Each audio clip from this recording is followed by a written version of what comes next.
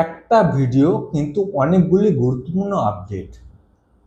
এই ভিডিওতে আমি ডব্লিউবিএসসি ডিসিএল এবং WBSC TCL upcoming ongoing recruitment process সম্পর্কে কিছু গুরুত্বপূর্ণ তথ্য শেয়ার করতে চলেছি, যেই তথ্যগুলি তোমাদের পরীক্ষা প্রস্তুতি পরবর্তী পদক্ষেপ নির্ধারণ সহজ করবে। এগুলি না জানা থাকলে তোমরা গুরুত্বপূর্ণ আপডেট মিস করবে।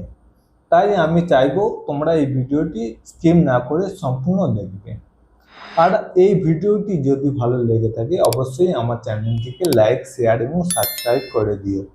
আর আমার চ্যানেল সম্বন্ধে রেগুলার আপডেট পেতে অবশ্যই নোটিফিকেশন বেলটি অন করে দিও। তো আজকের ভিডিও শুরু করা যাক। তো আজকের ভিডিওতে আমি ডব্লিউবিএসসি ডিসিএল এবং ডব্লিউবিএসসি টিসিএল যেই সম্পর্কে 4টে গুরুত্বপূর্ণ প্রশ্নের উত্তর দেব বা তথ্য শেয়ার করব। সেগুলি হচ্ছে ডব্লিউবিএসসি ডিসিএল যেই পরীক্ষার পর বিদ্যুৎ দপ্তরে রিক্রুটমেন্ট কোন সংস্থা করবে। তারপর ডব্লিউবিএসসি ডিসিএল যেই পরীক্ষাটা অনগোয়িং রিক্রুটমেন্টের কোনো চেঞ্জ হবে কিনা। তারপর 3 নম্বর ডব্লিউবিএসসি টিসিএল যেই এক্সামের ভ্যাকেন্সি কত হতে পারে। তারপর ডব্লিউবিএসসি ডিসিএল যেই পরীক্ষার রেজাল্ট কবে বেরোতে পারে। আমি যে প্রথম আপডেটটা শেয়ার করব সেটা হচ্ছে ডব্লিউবিএসসি ডিসিএল যেই পরীক্ষা হয়ে যাবার পর বিদ্যুৎ দপ্তরে রিক্রুটমেন্ট কোন সংস্থা করবে। ডব্লিউবিএসসি ডিসিএল যেই পরীক্ষা হয়ে যাওয়ার পর ইলেকট্রিসিটি ডিপার্টমেন্টে রিক্রুটমেন্ট করবে ডব্লিউবিপিএসসি। কিন্তু ডব্লিউবিপিএসসি রিক্রুটমেন্ট অনলাইন হবে কি অফলাইন হবে সেই ডিসিশন এখনো নেওয়া হয়নি। এই হলো আমাদের প্রথম আপডেট। এরপরে আমি যে দ্বিতীয় আপডেটটা শেয়ার করব সেটা হচ্ছে ডব্লিউবিএসসি ডিসিএল যেই এর অনগোয়িং রিক্রুটমেন্টের কোনো চেঞ্জ হবে কিনা।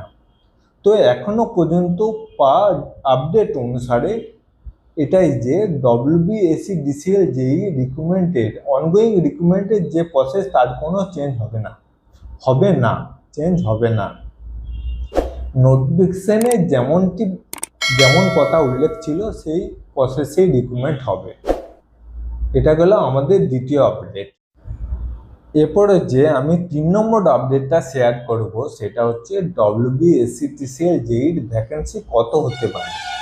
সেটা হচ্ছে ডব্লিউবিএসসি টিসিএল সংস্থায় প্রচুর পরিমাণে ম্যান পাওয়ারের শর্টেজ আছে।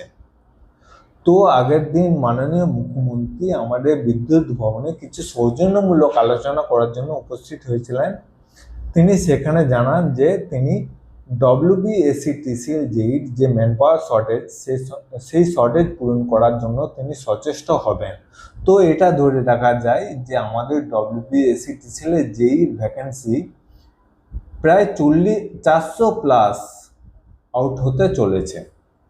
এটা ধরে রাখা যায়, হতে পারে 400+ ভ্যাকেন্সি আউট হতে পারে। ঠিক আছে। এরপর আমি যে 4 নম্বর আপডেটটা শেয়ার করতে চলেছি সেটা হচ্ছে ডব্লিউবিএসসি ডিসিএল যেই পরীক্ষার রেজাল্ট কবে বেরোতে পারে। এই কোশ্চেনটা সব ক্যান্ডিডেটদের মনের মধ্যে ঘোরাফেরা করছে, সবাই টেনশনও আছে যে ডব্লিউবিএসসি ডিসিএল এর রেজাল্ট কবে প্রকাশিত হতে পারে, রেজাল্টে কি হবে না হবে, তোমাদের পরবর্তী পদক্ষেপ কি হবে, পরবর্তী ইন্টারভিউ প্রিপারেশন নেবে কিনা, এসব কোশ্চেন তোমাদের মনের মধ্যে ঘোরাফেরা করছে। তো আমি যেটা বলবো সেটা হচ্ছে তোমাদের জন্য যে গুড নিউজটা আছে সেটা হলো তোমাদের ডব্লিউবিএসসি ডিসিএল যেই পরীক্ষার রেজাল্ট আগস্ট মাসে প্রকাশিত হতে পারে, সম্ভাবনা আছে।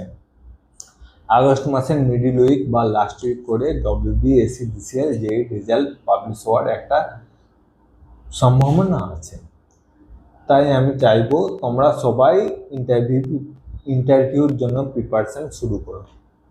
ঠিক আছে, এই ছিল আমার আজকের ভিডিওর গুরুত্বপূর্ণ আপডেট।